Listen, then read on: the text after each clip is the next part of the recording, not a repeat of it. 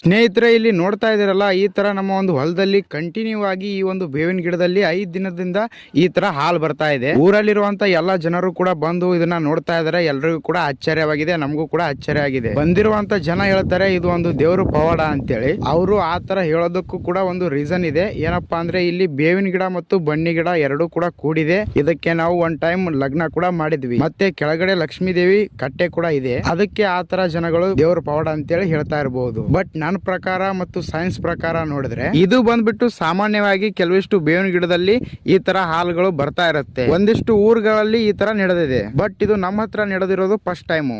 ಮತ್ತು ಇನ್ನೊಂದ್ ಏನಪ್ಪಾ ವಿಶೇಷ ಅಂದ್ರೆ ಇದು ಎಲ್ಲಾ ಬೇವಿನ ಗಿಡದಲ್ಲಿ ಬರಲ್ಲ, ಕೆಲವಿಷ್ಟು ಬೇವಿನ ಗಿಡದಲ್ಲಿ ಮಾತ್ರ ಬರುತ್ತೆ. ಅದು ಕೂಡ ಅಪರೂಪ. ಅದು ಕೂಡ ಜನಗಳಿಗೆ ಏನಾಗಿದೆ ಅಂತಂದ್ರೆ ಇದೊಂದು ದೇವ್ರ ಪವಾಡ ಅಥವಾ ಆಶ್ಚರ್ಯ ವಿಚಿತ್ರ ಅಂತೇಳಿ ಹೇಳ್ತಾ ಇದಾರೆ, ಮಾತಾಡ್ತಾ ಇದಾರೆ.